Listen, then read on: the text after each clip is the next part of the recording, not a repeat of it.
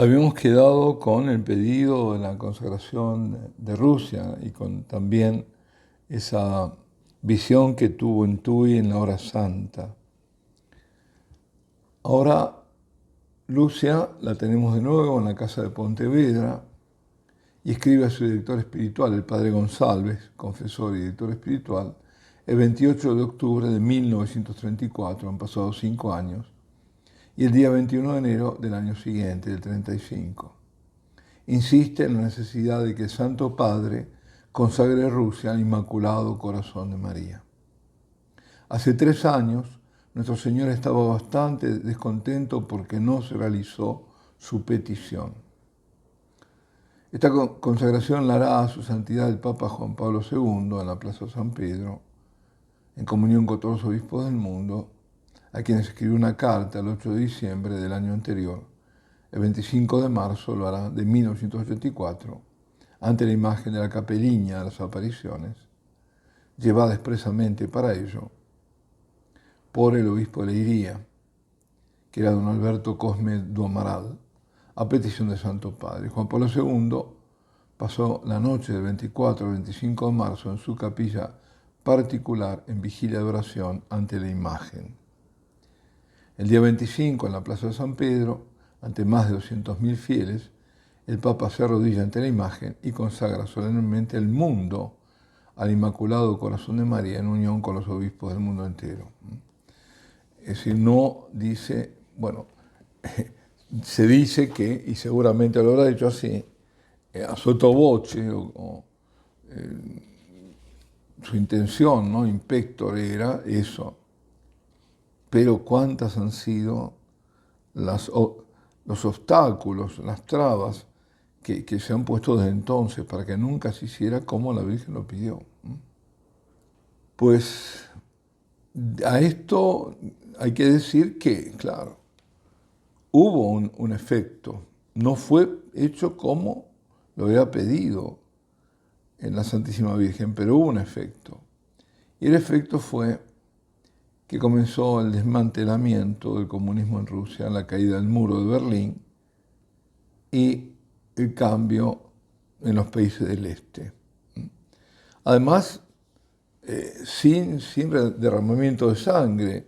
Lo único fue que mataron a Ceausescu en Rumanía, ¿no?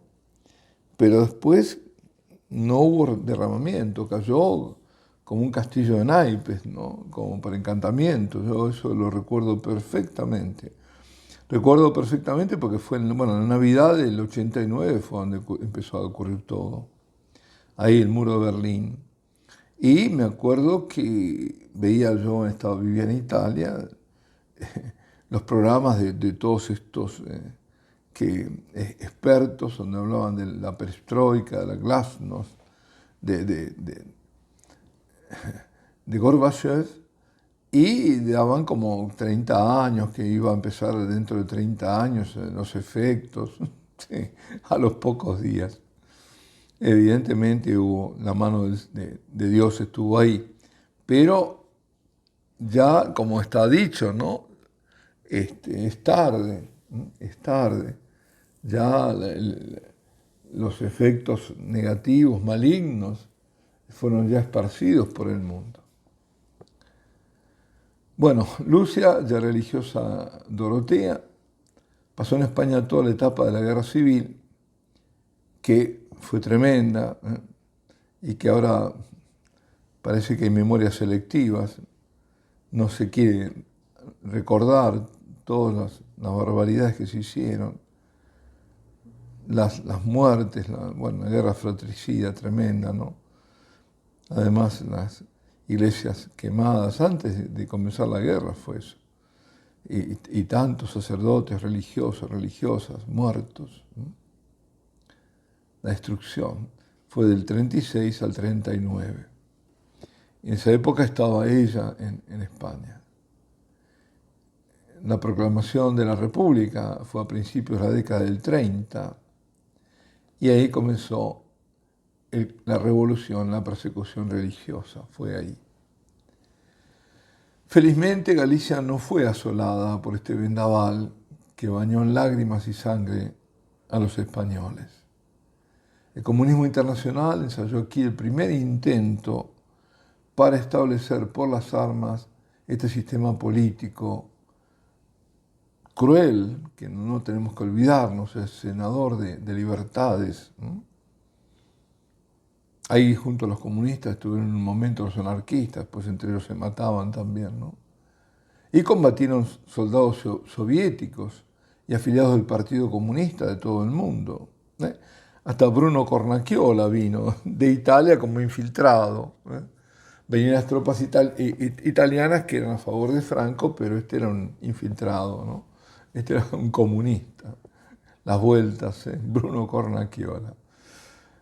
Pues bien, el día, bueno, después de cesar el tronar de los cañones, comenzó otra guerra, pero esta fue la Segunda Guerra Mundial. El 1 de septiembre del año 39 comenzaba la guerra en Europa, con la invasión de Polonia por las tropas de Hitler, y se extendería a todo el mundo hasta 1945. La maldición de las dos bombas atómicas sobre Hiroshima y Nagasaki puso término a la guerra, pero las heridas abiertas seguirían abiertas durante muchos años. En 1925 Nuestra Señora había prometido que por una gracia especial de su Inmaculado Corazón, Portugal sería preservada de esta guerra, cosa que ocurrió. La promesa fue escrita por Sor Lucia y guardada a buen recaudo.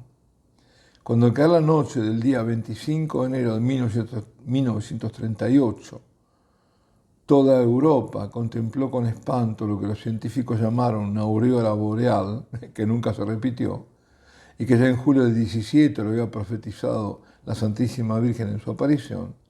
Lucia se acordó que era la señal de que Dios iba a castigar al mundo por sus crímenes. Y a medida que se aproximaba el 1 de septiembre de 1939, que como digo es ahí donde comienza con la invasión a Polonia de parte de Hitler, los sucesivos intentos en busca de una reconciliación aumentaban la esperanza en los responsables de las negociaciones de que el peligro había pasado. Todos creían, bueno, con la visita de Chamberlain a Alemania, Sor Lucia, sin embargo, insistía en que la guerra llegaría inexorable y sería terrible. Y escribe una carta que entrega al obispo de Leiria. Es que era incansable. Y este a su vez la hace llegar al cardenal González Cerelleira, y en ella le hace saber que la Señora, es decir, la Santísima Virgen, había prometido que Portugal no entraría en la guerra por un privilegio especial de su Inmaculado Corazón. Así como por lo mismo fue por ser sede del Papa, Roma ahorrada. En uno de los momentos de mayor perplejidad, el cardenal mostró la carta al presidente del Consejo, que comentó con estas o parecidas palabras: solo por un gran milagro nos libraríamos. Mientras tanto, el episcopado portugués había hecho un voto de erigir, a semejanza del de Río de Janeiro, un monumento frente a Lisboa, en la margen derecha del Tajo, el Sagrado Corazón de Jesús. El Tejo, lo llaman ahí, es el mismo Tajo que pasa por toda España, atraviesa y desemboca ahí en el Atlántico. Levantado en Almada, recordará por los siglos esta gracia singular. Portugal no entró en la Segunda Guerra Mundial. Sor Lucia permanece en España hasta mayo de 1946, fecha en la que se le permite el regreso a Portugal. Pasa unos días en su tierra natal, hace un reconocimiento de los lugares de las apariciones, en Loca do Cabezo, Pozo do Arneiro, Baliños, en Covadilla. Y es destinada luego a la casa de Sardón, del mismo instituto, en Vilanova de Gaia, próximo a Oporto. Cada vez es más fuerte la llamada interior al silencio, a la soledad del Carmelo. Obtiene del Papa Pío XII el permiso para ingresar en el Carmelo de Santa Teresa en Coimbra. Era el 25 de marzo, solemnidad de la Anunciación del Señor de 1948. Y aquí la dejamos a Sor Lucia en el Carmelo. Y con esto terminamos esta pequeña serie sobre los pastorcitos de Fátima. Alabado sea Jesucristo, Ave María Purísima.